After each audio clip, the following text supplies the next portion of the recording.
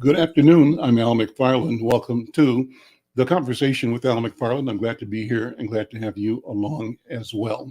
We want to make sure that you have an opportunity to share in what we're doing, and you do that by becoming a subscriber. We're streaming this show live across several platforms, two YouTube channels, the Inside News channel, but also the channel for the Black Press USA. And what I want you to do is to go to the Inside News YouTube channel and be a subscriber. We want to build our subscriber base to 1,000. We're getting there inch by inch, subscriber by subscriber. You help us out by becoming a subscriber. Plus, like and share. Let people know that we're here and that we're having what I call robust conversations. Well, today's is no exception to that. I've got some great guests today. We're talking about the African American Breast Cancer Alliance with the founder and executive director of the organization, Riona Berry. We're also talking to my colleague and friend, a master communicator and artist in her own right, who is always a pleasure to be with. And that is my friend Anika Robbins of a number of organizations. She'll share what they all are, but an event she's got coming up that's going to be really important. And finally, a person that I've been in awe of forever, and that's Dipankar Mukherjee, who is a creative director and actor and a general force of light and a force of good in our community and in the world. So it's going to be a great program. I want to begin by bringing in Riona Berry. Riona, good afternoon. Welcome to the Conversation with Al McFarlane. How you doing, my friend? Fine. How are you, Al? Thank you very much. I am well. I'm so pleased to be here with you right now as well. Talk about the African American Breast Cancer Alliance. Well, we've been around for 33 years. We began our travels through life in 1990 when we were diagnosed with breast cancer. And several of the women I met at the YWCA for women that had had breast cancer, it was surprising that there weren't that many Black women there. And so few more showed up because we were so glad. We didn't think, were we the only Black woman in the state of Minnesota with breast cancer? Where's everybody else? So when Linda Finney joined the group, she asked the question, where are the Black women? How come they don't support do they have? And that's how we started, asking those questions and finding out that there were a lot of barriers that Black women and the Black community as a whole had thoughts about breast cancer and cancer in general. So when we started, we decided that we didn't find information about breast cancer for Black women. We didn't see Black women on TV getting mammograms or in magazines. So essentially we thought, okay, this is a white woman's disease. And eventually we found out slowly, Black women would whisper in our ears, oh, honey, I had it 20 years ago.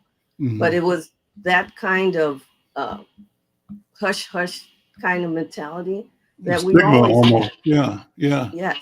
Yes. And so we just said, okay, we need to get take cancer out of the closet, because too many Black women were dying. So let me tell some people more about you. You're a member of a lot of local and national cancer awareness and support organizations that share information about breast cancer. The goal is to increase better health outcomes for Black Americans. And your organization, the African American Breast Cancer Alliance, Inc., is a nonprofit that provides culturally specific information, provides education, networking, peer support, and hope to African Americans who struggle and seek to survive breast cancer and cancer. And, this is an important topic. It's critical. I'm glad to see what you have done, what you are doing. I want to join you as a brother, as a man. I'm going down to Mayo tomorrow for a prostate cancer biopsy. Well, what's the connection? I think we have to talk about it.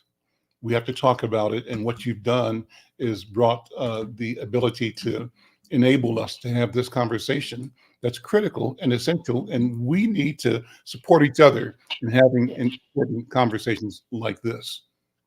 absolutely. The one thing a lot of people don't realize that prostate, colon, ovarian, uterine, breast, all those cancers are hormonal and they are connected to each other. And the fact that if a family has cancer in its family Mhm. and people don't know about it, they're kind of suffering in silence. And finding that, well, great grandmama had breast cancer, but they didn't talk about it. And they basically would not even share the information, especially for children, because they didn't want to scare them. But here we are 50, 60 years later and finding out this history that nobody wanted to talk about. Hmm. And so, a couple of questions for you and you've discussed a little bit, but tell me more about it. Personalize this as a cancer survivor. What was your life like before the breast cancer diagnosis, and how did you come to find out that you had it? You may have said it already, but say it again. I guess I want to really hear and feel the drama, the impact that it has on a person's life when they go through this process. I was 35 years old when I first felt a lump. And so I had it checked out. And that's one thing, find a lump, take some action. That's the motto.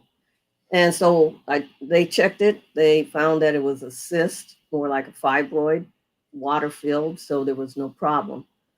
3 years later, I was 38 and I didn't have a lump, but I had a strange rash around my breast and underneath my armpit.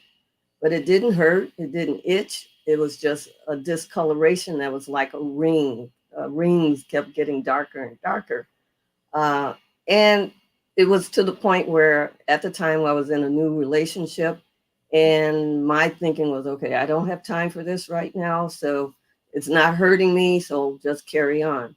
Mhm. By November, around Thanksgiving, the lump had made itself known. It was very painful, even though they Mhm. say breast cancer isn't painful.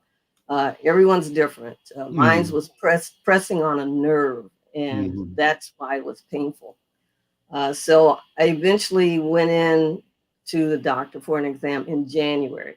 Now, granted, I found this strange rash in June, so I basically waited 6 months before I had it checked out, Wow.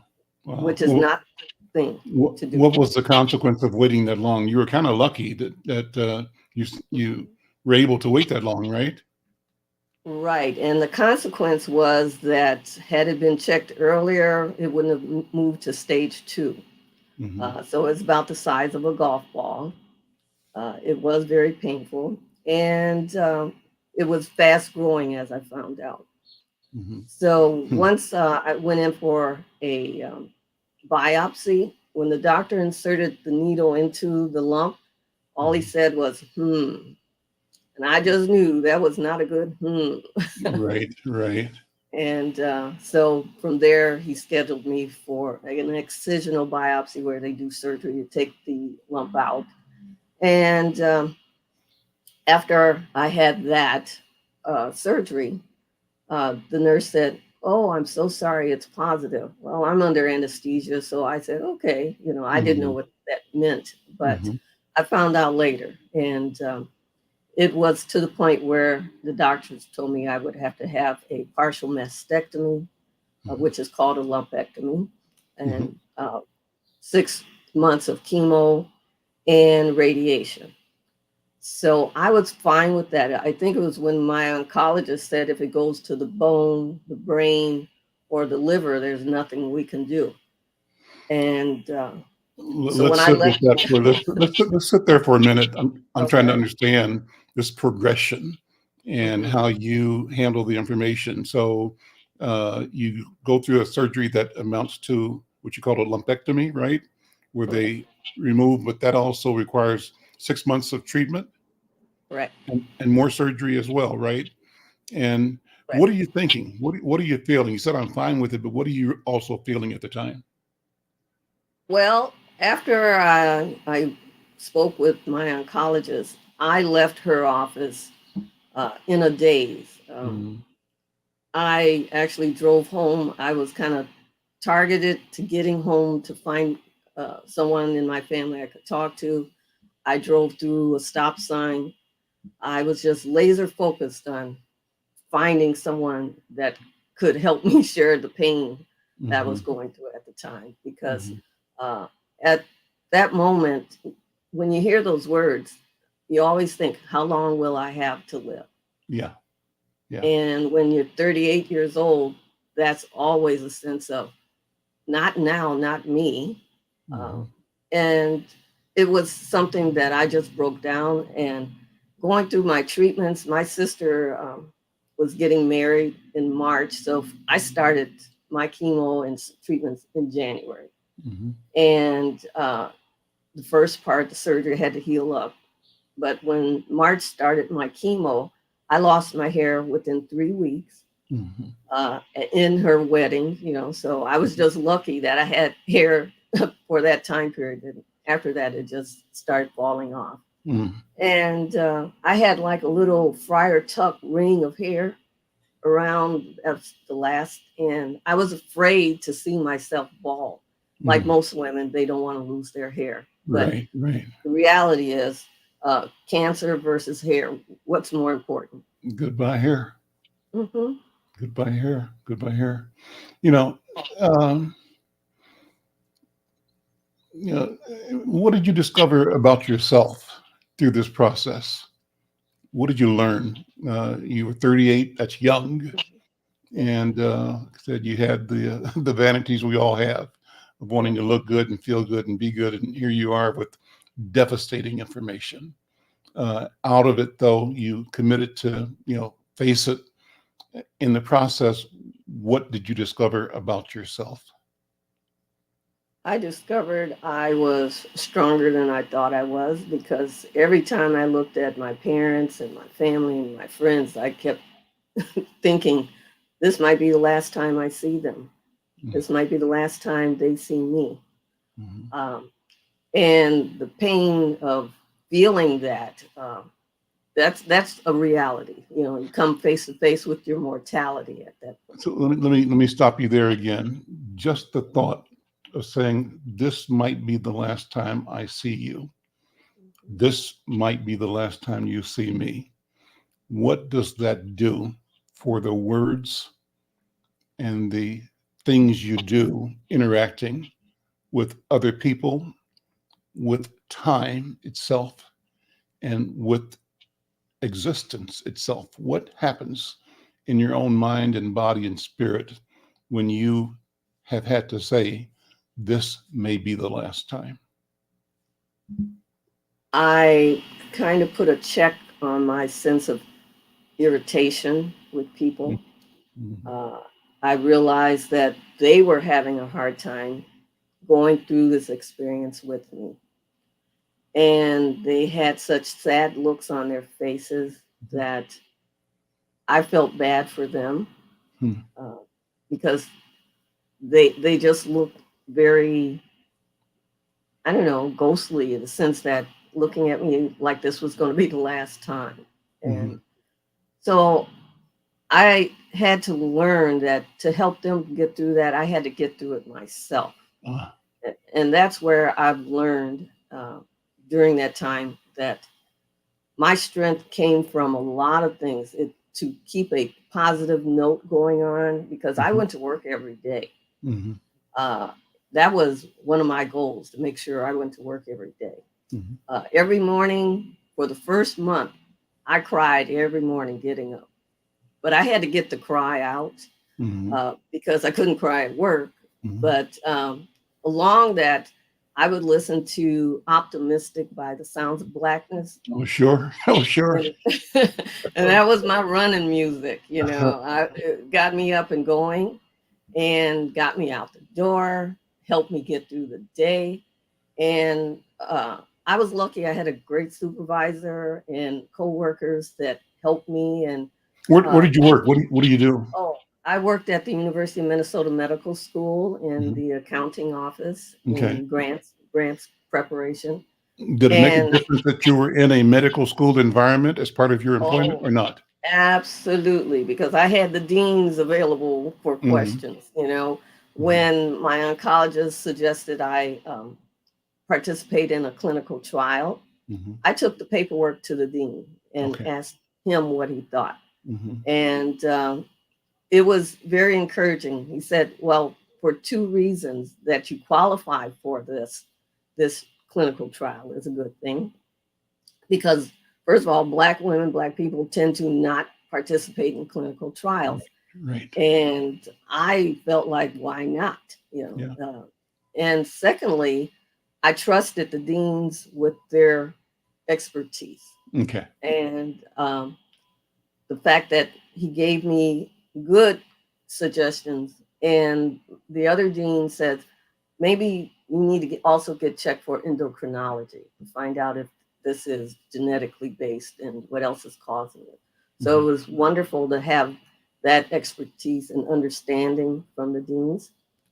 And so working every day, I I had a type of protocol for the research trial where um, I would be hooked up to a little gizmo, I call it, and they would inject me. I would go into the oncology office and have my infusion, and so I was really good. I mean, they actually came to my office, and my supervisor let me use her office for them to give me my treatments. Wow. So I just had a very understanding and hopeful Mhm. atmosphere to work in. And to the point where they told me, you don't have to come in every day. You have tons of sick leave and vacation leave. You want to go home, stay home, you can. Yeah. So But that was really the fighter spirit in you that drove you to show up every day. yes. That's a moment of both resistance and I'm sure a moment of, that's the national alert. If you hear that, Oh, I think everybody uh, in the country is getting a national alert. So that's mine going off. Apologies. But the point is that um, you that part of your healing was being able to walk into it and lean into it and to have those resources around you. yes. So two questions. Hmm. Uh, what would you say are the causes for the general lack of information about breast cancer among Black women? And you were lucky, and not so much lucky, but you were, uh, what's the right word?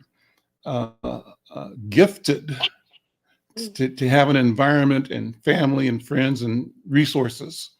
I think it's not just luck, it's something different than that. But for a lot of Black women, there's a lack of information. What about that? Well, that was one of the reasons why we started this organization. The lack of information, the lack of knowledge, and the fact there were so many myths about cancer that overshadowed information. And we knew we had to break down those barriers because Black women, socially, economically, educationally, uh, medically, they did not have the tools to deal with it. And even the ones who did, there was a woman who her husband was a doctor and she didn't want to hear about it either. And she had been diagnosed. So Mhm. we knew that breast cancer, lack of awareness about it and what to do, overshadowed any lines of income, education, uh, status. As we say, breast cancer doesn't care. It's a matter of take care of what you need to take care of, what is important, because that was the motto of our brochure, that we created a brochure of information specifically for Black women Mhm. that said Black women are there for everyone else, their job, their kids, their family, their parents, whatever, but they're not there for themselves. So they're always the last one on the totem pole to get treatment, to go to the doctor, Mhm. uh, and the fact that they're still trying to put food on the table, Yeah. and it has that effect that women in general tend to do that. They tend to put everyone else before themselves, and What are, to your memory, some of the statistics regarding Black women and breast cancer? Do you have any top of mind numbers that make us get a sense of what the prevalence and the impact are? Interestingly enough, Black women, while they don't have a high incident rate, they have high death rate. Oh, And it's at all ages. So the fact that Black women are diagnosed with a more aggressive, fast growing cancer at 20s, 30s, and 40s, that's when the education needs to start. mhm. And we have women who still to this day will say, okay, I don't want to get a mammogram, it hurts. Well, okay, a little pinch or squash on a mammogram machine, compared to having your breast removed, going through 6 to 9 months treatment, uh, having all the side effects that come with treatment, it's worth getting that little pinch. And sometimes what I do is I actually pinch a lady on her arm and said, "Did that hurt?" And said, "No, not really." Well, and it's about 5 minutes worth of that is worth your life. Yeah. It's worth the time to take to keep yourself well. Learn about breast cancer, learn about breast health, because that's the whole thing. You want to keep healthy breasts so that if something does come up, they know what to look for, so they don't feel guilty about, oh, I didn't do my self breast exam, so this is why I got breast cancer. No, it's not. Women are predisposed to breast cancer because of being a woman. Mm-hmm. And luckily, as I said, out of most, like 1 out of 8 women will be diagnosed with breast cancer. The only issue is most of the women that find lumps, they're not breast cancer lumps, they're fibroids. So don't stop moving forward and getting information, getting it checked out to think, oh my God, I have breast cancer. Well, when did you become a doctor? Don't self diagnose yourself. Let the experts do it. Call for an appointment. So we tried to, that's what we do. It's kind of like awareness is great, action is better. Rihanna Berry, thank you so much for spending this time and sharing your story and these insights. I think that we'll have some contact information that'll scroll across the bottom of the screen. I want to bring in your friend and mine, Anika Robbins. Anika, you're doing something that is a proactive response to support breast cancer awareness. Anika, how you doing, my friend? No, you have to unmute. There we go. Apologies. I am great. Thank you so much, Al. Good to see you. Likewise. Likewise. So what's going on? What you got coming up? So I'm just trying to maintain my composure, listening to my longtime friend, Riona. We are getting back together in the saddle again. We're working on the 5th annual Pinked Out Party. And it's an event that we do to increase and amplify awareness of breast cancer in the Black community, with Black women in particular. This is not our first rodeo with Riona and the ladies of the African American Breast Cancer Alliance. And so now, post-COVID and whatnot, we really wanted to make sure that we're keeping this conversation top of mind in our communities, and in particular with young Black women. As Riona mentioned, we are starting to see more incidents of breast cancer in women as young as 26 years old. And so the Pinked Out Party it is fun, and there's a lot of pink, but we are also very mindful and respectful of the journey of women like Riona and Pamela Weems, both whose organizations we are supporting with this event. We are making $1,000 donations to each organization, ABCA and the Pink Ladies Minnesota. But we're trying to make it in such a way where the younger women will start to pay attention to this. And we are taking the show on the road. And so we have our event on Saturday, October 14th on the north side of Minneapolis. But then we're also going to St. Cloud and working with that healthcare system, Centricare, to bring awareness there. And we'll be having, in addition to different healthcare experts, the family members of a young woman who did, in fact, pass away from breast cancer about a year or so ago. Mhm. So it's really about bringing the awareness, keeping it top of mind, and then also reminding folks to get mammograms, become aware of the preventative measures that can be taken. Um, but I have to salute Riona because she's such an inspiration, Mm. a 33-year survivor of breast cancer. And so our message to underscore all of this is that early detection does save lives. So she Mhm. mentioned that she was diagnosed early, Mhm. stage 1, right? Mhm. We want to make sure the community knows how important it is to pay attention to these signs and signals in our bodies and to not ignore them and to promptly get them checked out, get a Mhm. second, third, and fourth opinions. She mentioned fibroids. That's another topic that we'll be covering in the event on the 14th, because basically Black women's health is under attack. Our Mm. entire sexual and reproductive systems they're under a lot of stress, Mhm. so all of these are inflammatory, they're hormonal, as Riona mentioned. And so we have to sound the alarm when it comes to our personal health and well-being. So this event will be talking about breast cancer for sure, but we'll be also spotlighting heart disease, which we are overrepresented in our communities. Mhm. Fibroids, 80% of Black women will have fibroids by the time they are 50 years old.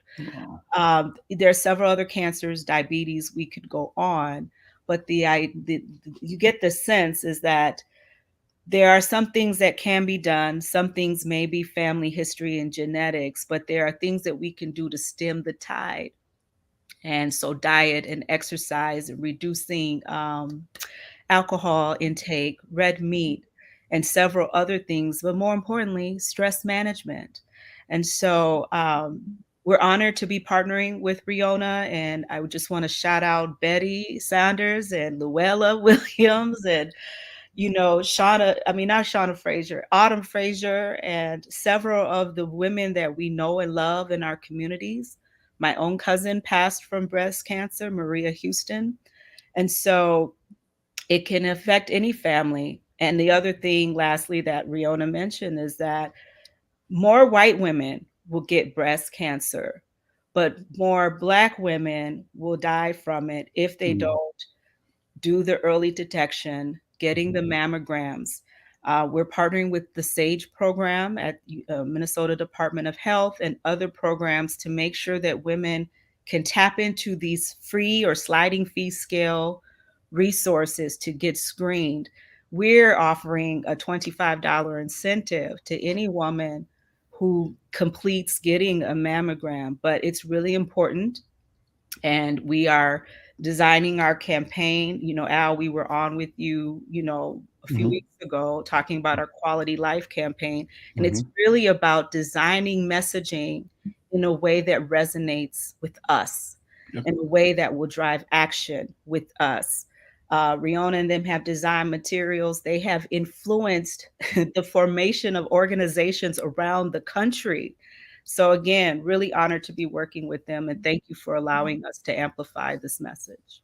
Well, let's have you step back one more second, Anika, and talk about the Anika Foundation. You do a lot of things, Yes, sir. and take a minute and just share what the portfolio Yes, includes. sir. I appreciate that. Thank you. We mobilize around 3 impact areas: health equity, economic empowerment, and civic engagement. Many will know us from our Black Folks Matter Minnesota program, which we're looking to partner with you again on that to bring our issues to the forefront. We matter. But we've always felt like these 3 areas these are the building blocks. These are the power building tools: health, civics, and economics. Mhm. So, but we also believe that our communities are asset rich. We have the talent, we have the education, the experience, the vision, but we are often under-resourced. And so we see ourselves as catalysts, as supporters, as advocates, but we also understand that there has been a long time disconnect between public entities, foundations, and other nonprofits, the government, in how to approach us and how to tailor what we need for us, and more importantly, to listen to us. And as we are able to name, Mm-hmm. the issues and concerns, and we're also able to name solutions. And Mm-hmm. so our work is statewide. We will, like I said, we're having this same cancer conversation in St. Cloud, and we'll also be up in Duluth, engaging policymakers and community leaders there. So it's all about empowering communities from within. This Quality Life campaign, which the Pinked Out Party and several others are part of, it's a chance for us to really bring our issues and position us, include us in the marketing and the images and the messaging. It's a celebration of Blackness as well, but we're also delivering very critical, pointed information. So, Anika, you know what I love about this conversation and what you represent is the capacity and the appropriateness of naming Yes. both the problem, but also naming the solution, Yes. our ability and our capacity to name the solution. And in naming it, we name the resources we need to effect the solution. And that has been the problem. You probably have all heard it from me before. This is a classic Al McFarlane-ism. Too often we get the misery, they get the money. Yes. Right? And they make a business out of keeping us in misery. And so what you are doing, Riona Berry, and what you are doing, Anika, is changing the narrative. You're telling our people and telling the world that our voice, our lives, our health matters. And you're saying to yourselves and to us and to the world that our health is our business. Mm-hmm. Our health is our business. We're in the business of living and the That's business of health. And we're talking about money. Yeah. Money, laying a claim on the resources that will enable us to live abundantly healthy lives. Well, guys, thank you so much for what you do. Thank you so very much. All right. I'm Al McFarlane. This is The Conversation with Al McFarlane. And thanks to Riona Berry and thanks to my friend Anika Robbins. I want to pivot now to bring another light into the conversation. And I call him a light. That's kind of how I see him and how I know him. His name is Dipankar Mukherjee. And he's a storied innovator, artist, creator in Twin Cities. He's been a driving force in theater. He's earned a reputation as a director that's committed to social justice, to equity, to decolonization practices in theater making. And he co-founded Pangea World Theater in 1995 with his partner, Mina Natarajan. You'll correct me if I'm not saying it properly. But he's embraced the stories of many cultures. He builds bridges and inspires artists and community members to address urgent social concerns through art. Brother Dipankar, welcome to the conversation. So good to see you.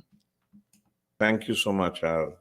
It's an honor to be invited in this podium. It's such an honor. Thank you so much. Well, it's an honor to be with you, and thank you for agreeing to be here. Let's talk about your vision, your work. How would you describe your mission as an artist? And I'll take it up another level. How would you describe your mission as a human being? Yeah, thank you. And first of all, I want to honor the two sisters whom we just heard, Anika and Riona, and the powerful work that they're doing and bringing awareness and putting ourselves in the center of the conversation and the narrative. I'm so inspired by what they're doing and how the survivors, when survivors take on the centrality of the narrative, it is sacred. And so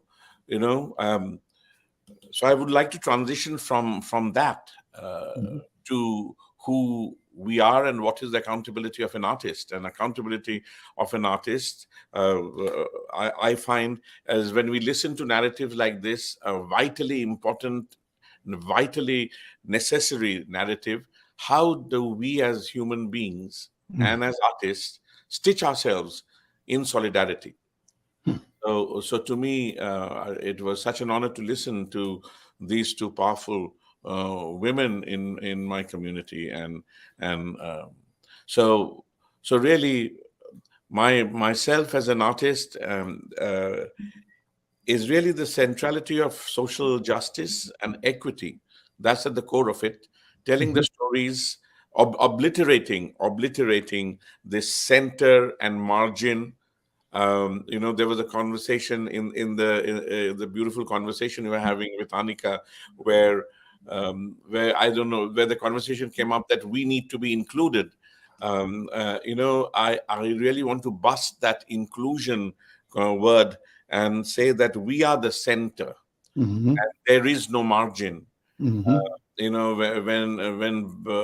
our Black sisters are saying that this is important and we need to have this conversation, well, that's, we all steward that, and whether you're doing it in through your podium, I do it through my podium, a scientist does it through their podium, economist does it too. So we are all interlinked, and to really be able to stitch these together, to say that we have just one goal, to see that everybody around us is resourced, everybody around us is respected, everybody around us forms the center of the work, and to me that really is what drives me as an artist, and makes me and the work that I do and the work that our theater does relevant. Because if it's not relevant, what are you? I mean, after listening to this important guest, I cannot in any integrity talk only about something that I am doing. What I am doing has to be a part of what I just heard. Yes. And to me, that to me, to be able to be at the pulse of the current times, that matter. What jumped out at me, Brother Dipankar, in your comment so far was your use of the word stitch. And I wanted you to take a minute to talk about the image and the idea, the power, the purpose of that word, what it signifies in the relationship between all of us and everything. Stitch. Weigh in on that. Yeah, yes, that's something that really, especially the past 2 years, it has just surfaced in my breath. Going through the pandemic of COVID, and then Brother Floyd's murder and the uprising that happened. The stitching is and stitching with threads of sharp steel. That is what we got committed to, because we have to. The busting of silos in North America, the systemic siloization, if there's an English word, as long as we remain in our silos, the system does not shift. We are very clear about the politics. I'm very clear about why individual signatures are necessary. And at the same time, we should be also clear that that we need to stitch ourselves together, so that we come together as a voice of necessity with distinct signatures, but a voice of necessity. To me, this conversation that you just had with my sisters, is vitally important to the breadth of my culture. My culture. Yes, I'm conscious and respectful of the Black culture. We, as a first generation immigrant, we are standing on the backs of Black brothers and sisters. I'm conscious of that. And I'm conscious the space needs, where spaces which need specific identities. And at the same time, we have to know that unless we stitch ourselves together, because I want to be in the rooms where Anika and Riona are not there, and they should expect that I will put their politics in the center of the conversation. There we go. So to me, stitching is actually revisiting. It's like revisiting the foundation on which we stand. The foundation is already stitched. It's on earth. And I'm not talking about Pollyannish, we are the world. No, it's about completely knowing our differences. To me, diversity is difference. And we are standing on one foundation. And somehow our politics in North America get siloed, and the more we get siloed, the more we get, we rupture the common voice, the common solidarity, and that's what we saw post Brother Floyd's. Like the streets was intergenerational. The street was, pluriverse. And that is why hopefully we made a difference, and we'll continue making the difference.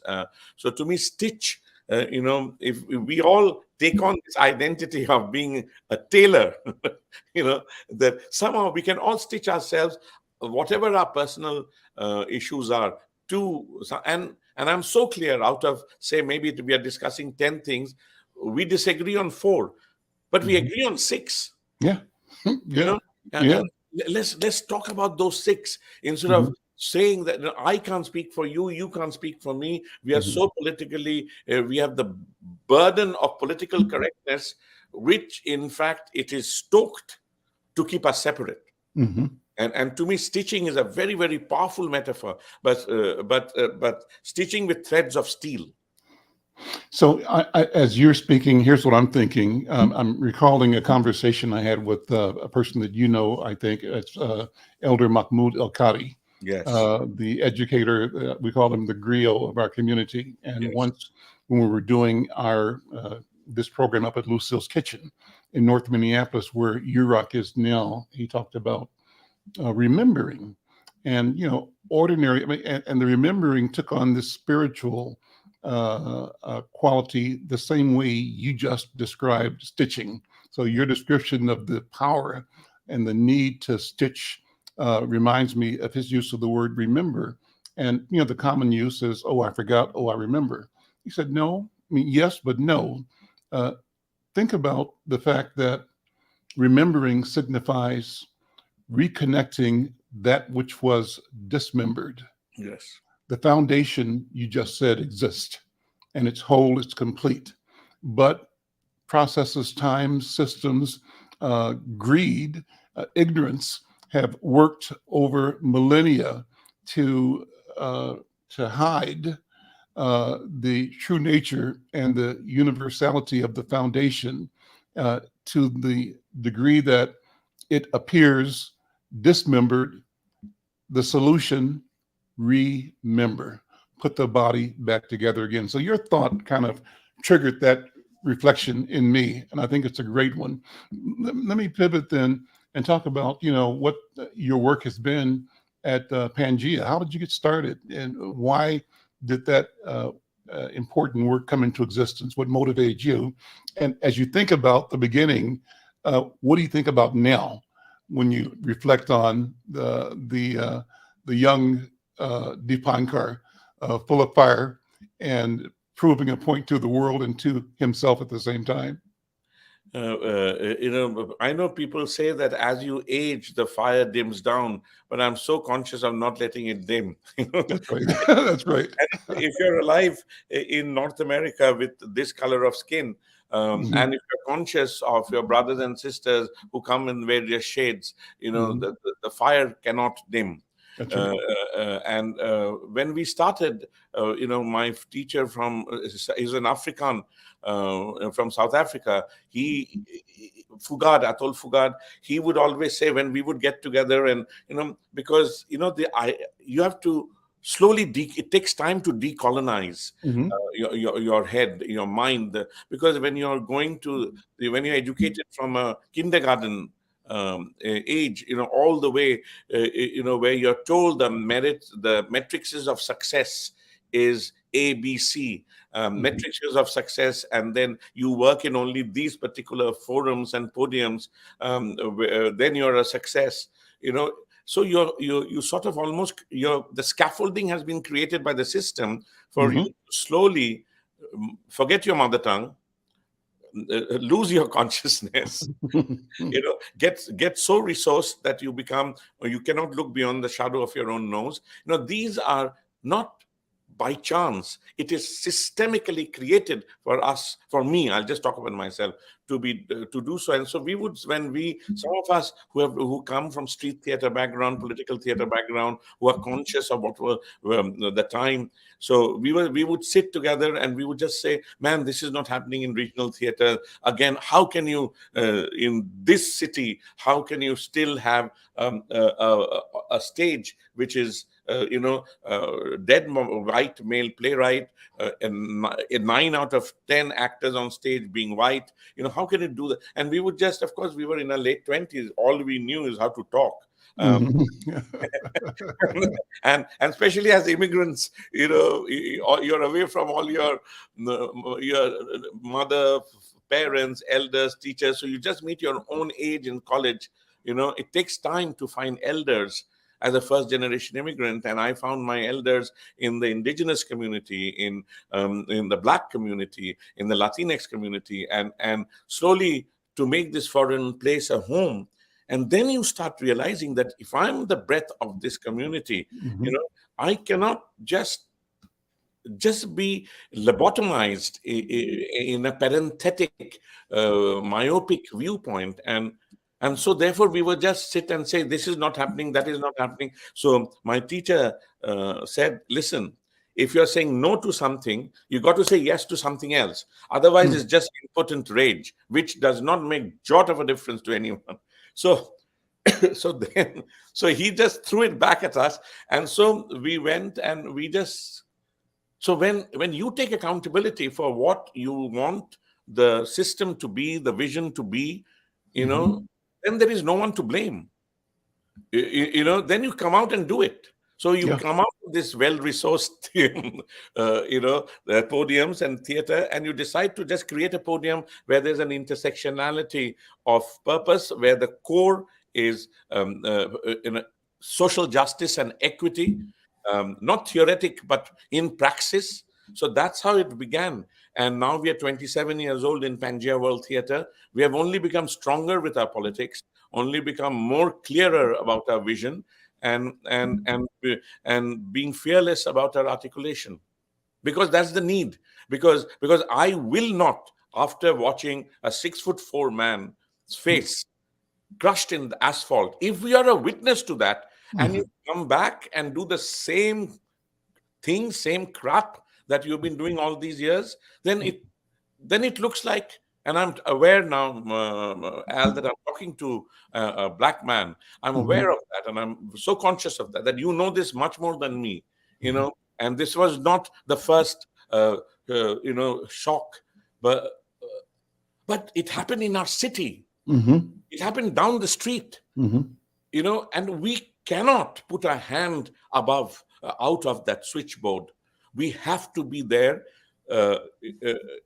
and we can, even though, as I'm seeing that slowly coming back to normal is happening in various places, in various foundations, in various sources of philanthropy, in Pangea World Theater, there's a reason why we were made to witness what happened on 30th in Chicago, and that calls for an accountability, and as long as we are journeying towards that point of equity and genuine equity, where I will know, where powerful women, sisters that we heard, like Anika and Riona, their work speaks for itself, and they should be resourced already. So as long as that it's not a destination, it's a journey. And Pangea World Theater, the definition of theater has widened for me. Accountability has widened for me. Like maybe in my 20s, if I would hear the interview that I just heard with the two sisters, I would say, okay, that's their deal. And after that, we will talk about art. Right. You know, But not now.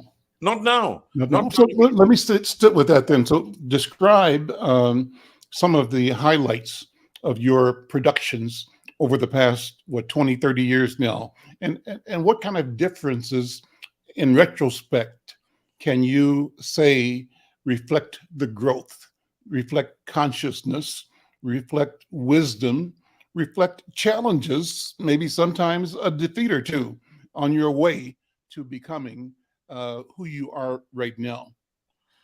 Yeah, yeah. The fact that as we journey, we sharpen our articulation. We gradually decolonize. We form strong alliances, and each of these alliances make you more accountable. So the choice of literature, the bodies, the body politics, the bodies that house these literatures, sort of, if we look at the canvas as a canvas that has no margin, Mhm. you're something once that you realize that why did we even think there was a margin? Like, even when I sit down in NEA, which is a national endowment of the arts, and they have at the end of the discussion, there's a policy discussion, and when we give our scores to various grants, it's they say, oh, they should, does this organization serve the inclusion of minority, and that's the format in which we are supposed to mark. And after the discussion, in the policy discussion, I stand for removal of this.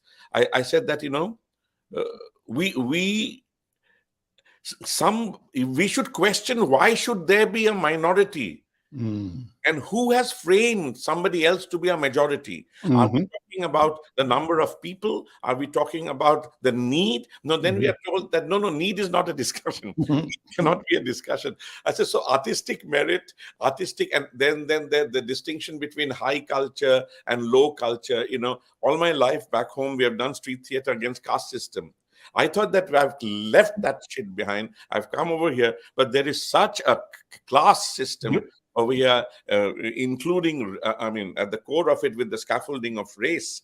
So the type of work, Al, that we have done is really consciously inquire, not really ask questions, because questions nowadays, you ask a question, immediately somebody gives an answer by checking the Wikipedia or Google. Mhm. I'm done with asking questions. I don't have questions. I have only inquiry.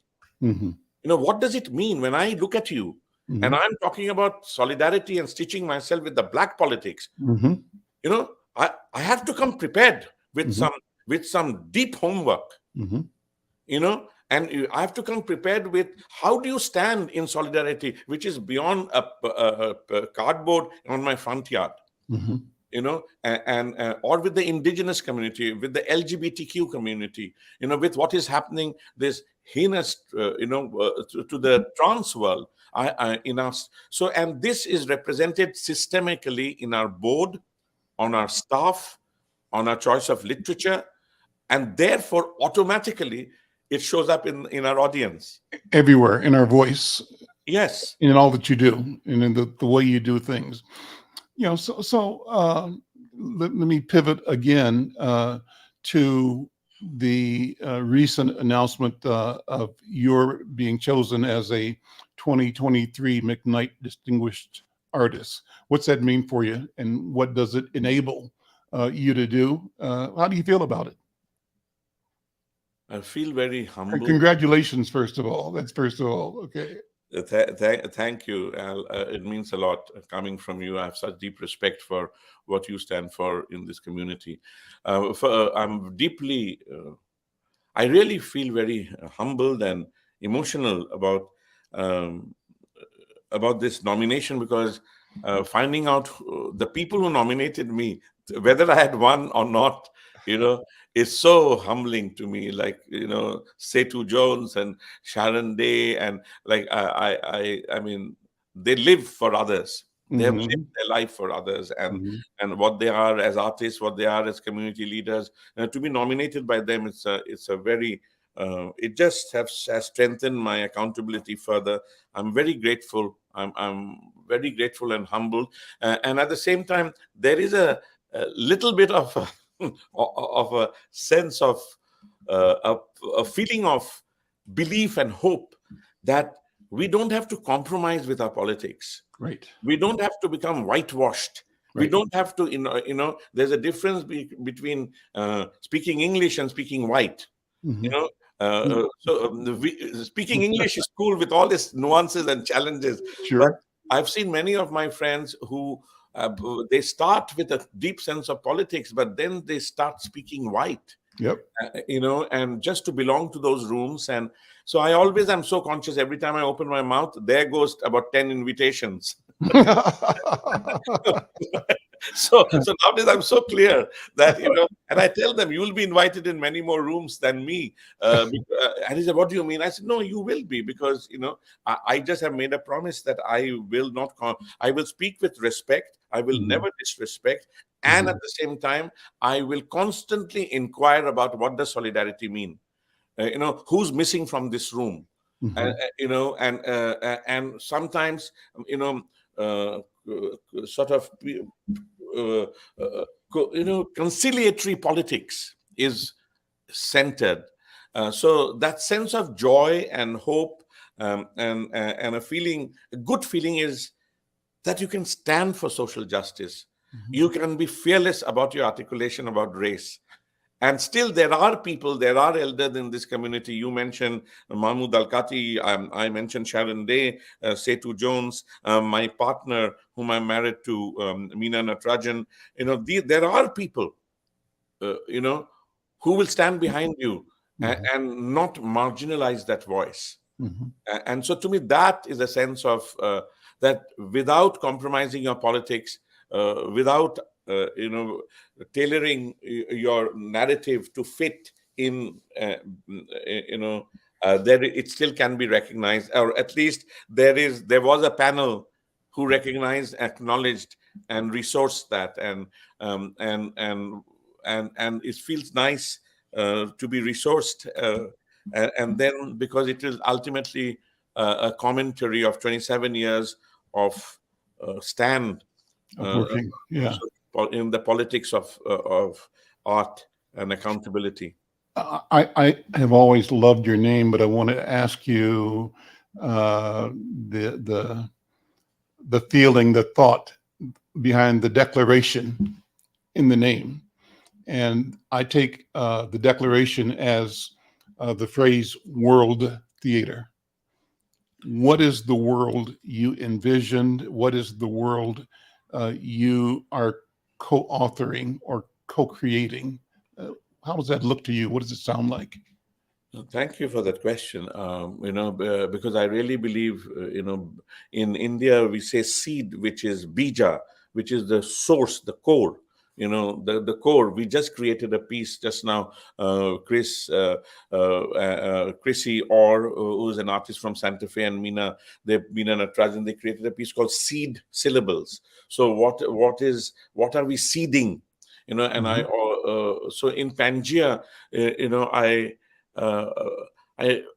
when you are coming from India, when you come, there is always two levels of critique. One is you critique your country, your society that you live in, and you're looking at America, which is one of the most powerful, economically powerful. So there's a dual critique. But once you come to North America, what happens slowly over a period of time, you start forgetting that there's a world that exists around us. I mean, huge continents who have centuries of existence. And then you just start becoming very myopic and important. Even if you're politically alive, you start only talking about what is happening in your street, what is happening to you, and therefore, in moments like this, I had to step back and say, why are we calling ourselves World Theater? Because I want to know the nationality, or the color of the passport book of prayer. You cannot give a nationality to prayer. That's right. You cannot give a nationality to breath. You cannot give a national. We are seeing the devastating effects of what's happening to the environment. You cannot just say, I'm going to take care of a North American environment. You can't. It's the world. Listen, we're out of time as well. So Brother, consciousness. thank you so much for spending this time with me. I enjoyed this. I'm learning from it. I appreciate you. And congratulations again. Thank you so much. Thank you. So grateful. Thank you. All right. I'm Al McFarlane. This is The Conversation with Al McFarlane. My gratitude, my thanks, and my joy in kicking it with Dipankar Mukherjee. Also, thanks to Riona Berry, who was here earlier, along with Anika Robbins. Join us again next time for The Conversation with Al McFarlane. I'm Al McFarlane. Take care. Bye-bye. Are you or someone you know recovering financially from the COVID-19 pandemic, the lockdown, or any other reason? If so, help is available. Findhelp.org is a site to find a wide range of resources, including food, medical care, and more. The best part is based on your zip code. Visit findhelp.org, enter your zip code and the service you need. You'll get a map directing you to the organizations that can help you. Help is waiting at findhelp.org. If you need help starting anew, findhelp.org is the site for you.